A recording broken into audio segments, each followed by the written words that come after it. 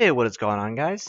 Slammer here, and I have a kind of a special video today. I want to highlight the patch notes for a test map, which Eternal Circus and a few other moderators have been putting up. And this is likely to go into the full game with maybe some changes. Basically, they just want to get player feedback on the changes and try to tweak things and stuff.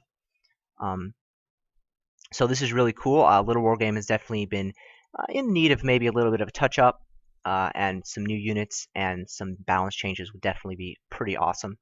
So without further ado, I want to get into the patch notes here, and yeah, just see what we're going to get here. So first of all units will move approximately 5% faster. This is pretty cool.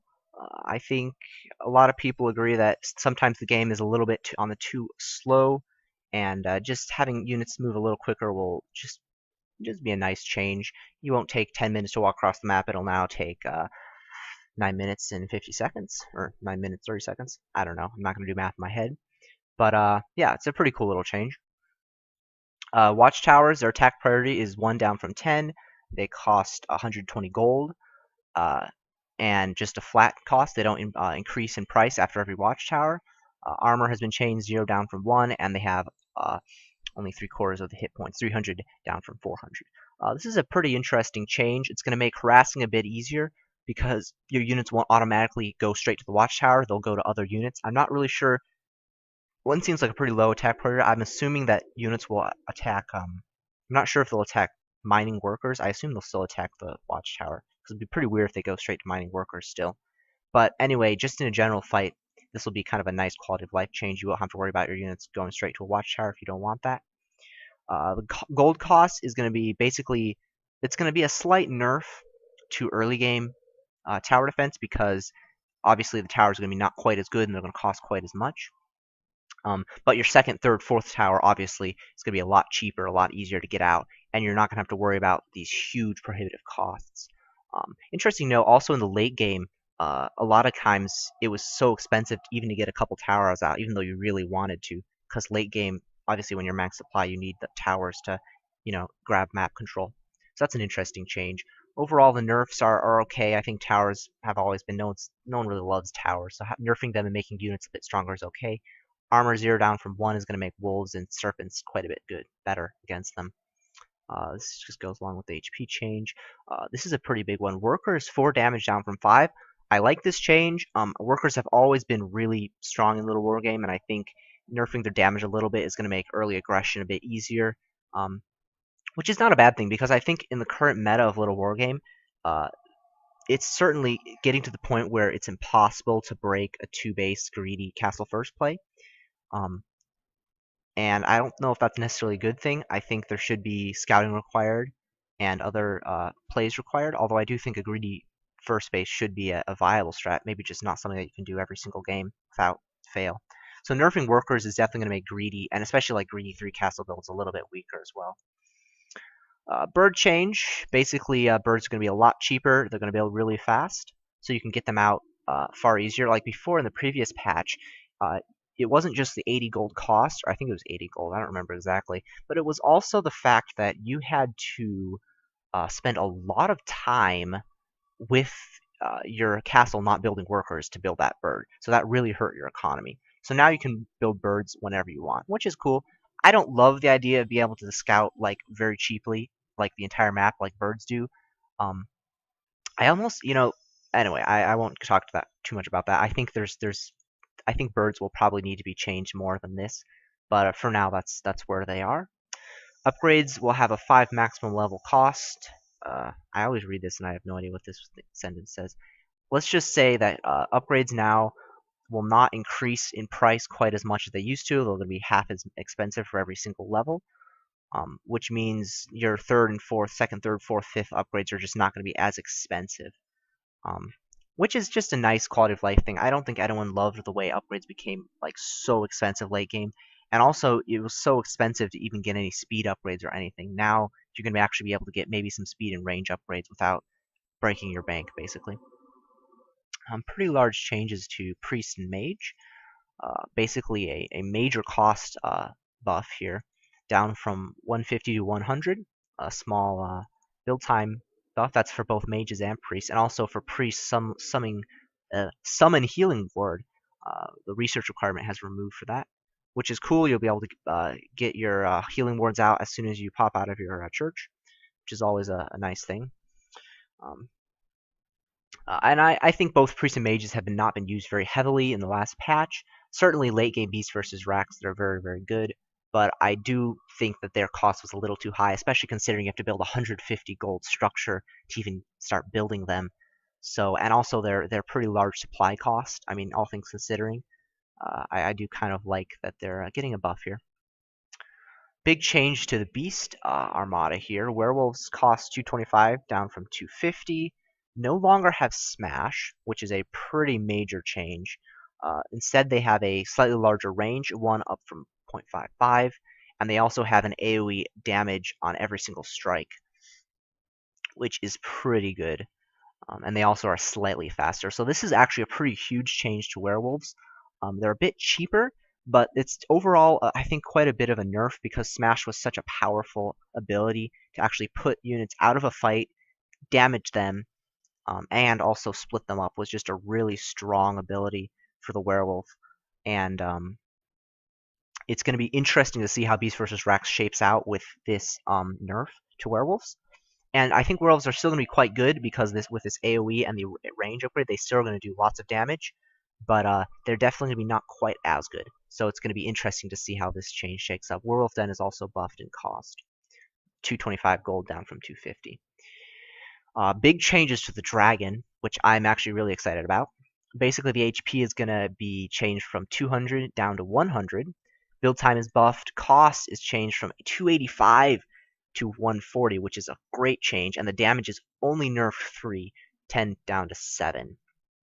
You're also going to have less supply acquired and a slight range nerf. I love these changes because now dragons are going to be more of a unit you can get out consistently instead of a unit that once you get out is going to cost you an arm and a leg to actually build. Now you're going to actually be able to build double layer and get out dragons, and I totally don't mind the HP nerf because I have this massive cost nerf. If you think about it, I built one dragon for 285 with 200 HP and 10 damage in the previous patch. In this patch, I can build 2 dragons for actually less gold, slightly less gold, and I'm going to have the same amount of HP. I'm going to have 2 dragons firing 7 damage each, and it's going to be 2 supply more. So overall, this is a major buff to dragons. I'm super excited to be able to really use this unit quite a bit more. And yeah, can't say enough good things about that change. Now we have the new units. This is the biggest change probably implemented to the game. First, we have the Serpent for the Beast faction.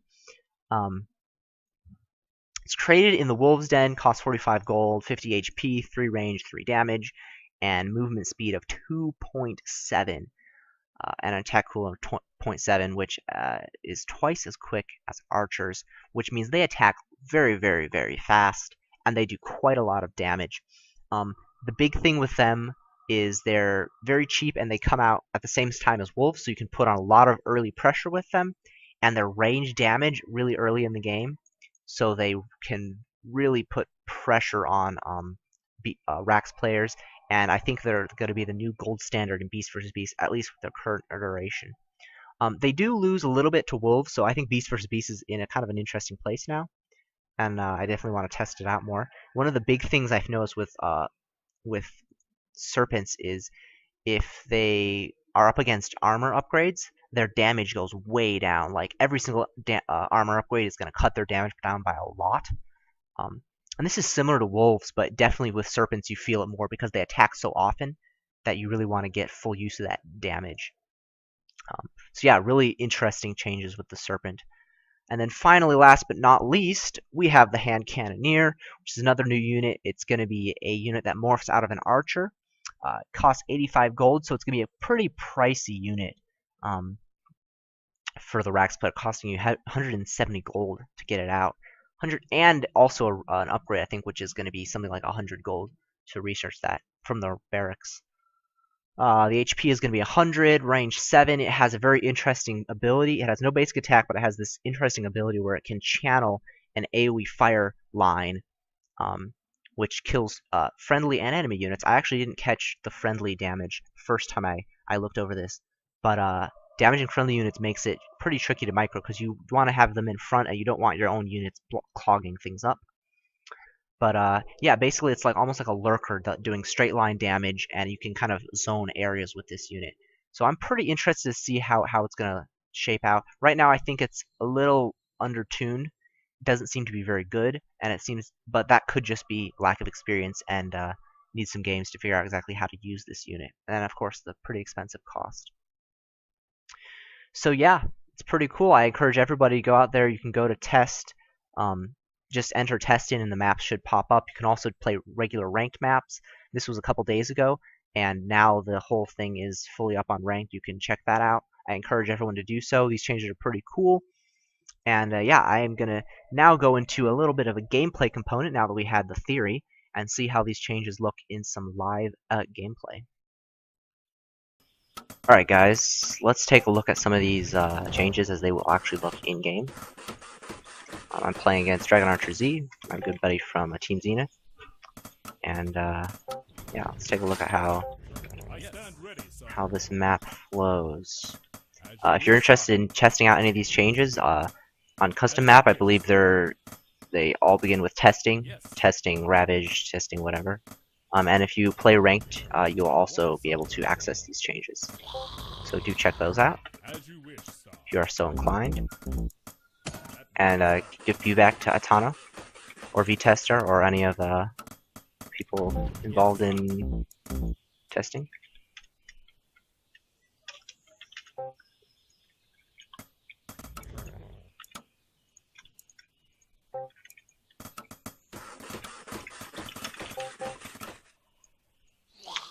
So I'm opening up with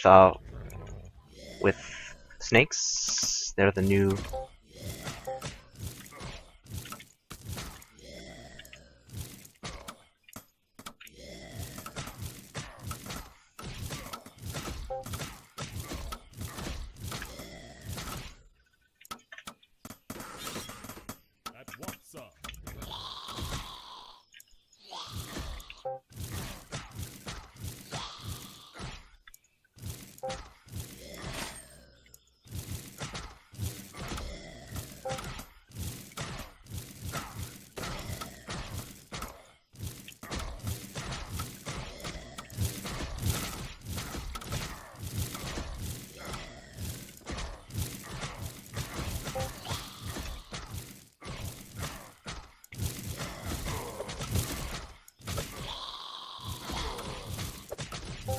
trying to snipe out as many workers as possible. I think I got 3 workers, so that's super good. Macro is slipping a bit because I'm terrible at this game, but you guys already knew that, so whatever. The thing about snakes is you actually curtail their DPS quite a bit if you're moving.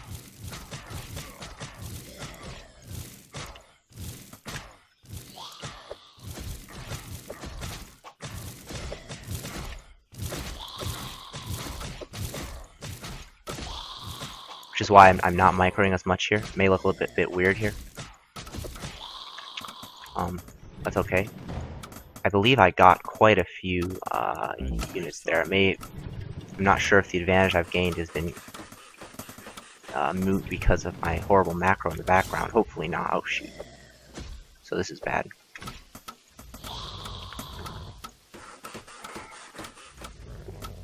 But feeling pretty good about how this game went. You definitely saw there how strong snakes are. I believe I got 3 worker kills and 2 archer kills, one or maybe only 1 archer kill, and I traded about 6 or 7 snakes, which is pretty fine because getting a worker kills this early in the game is just fantastic, and getting those snake kills. My worker count is horrible though. I really must have made a major macro error in this game. I'm not sure what that error was, but well, I mean, what do you mean? I'm not sure. I know exactly what the error was. I wasn't building workers. Your command. Your command.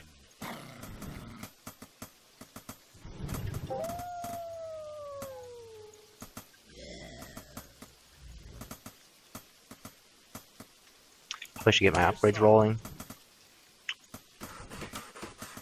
probably build another As you den. wish, sire. Yes, you wish, sire. Not real happy with my current position. I really messed up fairly heavily in that game. I should have had about 10 when I only had about a handful. But, you know, whatever. I still did quite a bit of damage with our first push, so that's always good. As you wish. Oh shoot, he's got way more than I expected. I stand ready. Your command.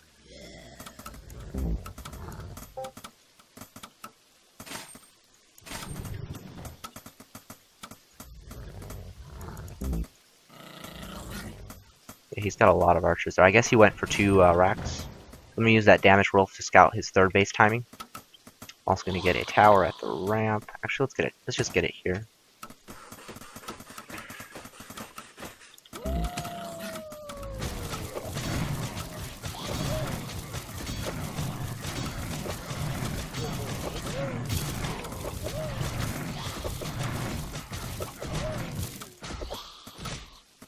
May have to pull workers to defend this.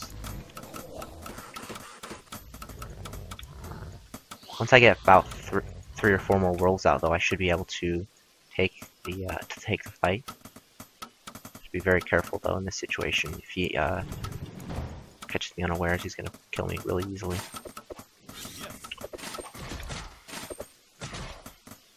This tower is really nice.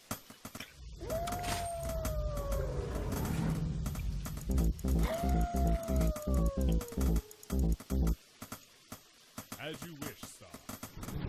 But yeah, in this situation, you have to be ready to pull workers, because otherwise you can just die as a beast player. I think I'm fine, but I'm a little worried about my upgrade situations.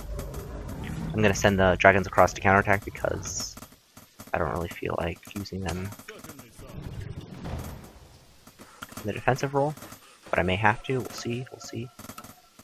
Oh, he's got hand cannoneers. Okay, this is interesting.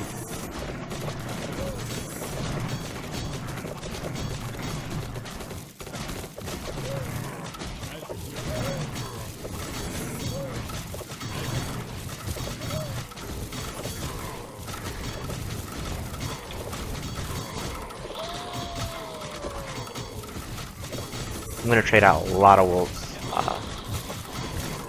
a lot of workers for this fight. But as you can see, he has no third base, so I think it's okay. Oh, don't lose these workers if I can't help it. Certainly, sir. At once, sir. As you wish, sir. GG. Alright, so we held that all in. That was an interesting look at how the hand cannoneers work. They have that AoE damage, but I think, frankly, if he had just regular units, he may have actually been able to win that. I don't know. I probably should have got a tower here. But anyway, all's well that ends well. We were able to pick up that game. I think that shows really the strength of the snakes in that DPS role.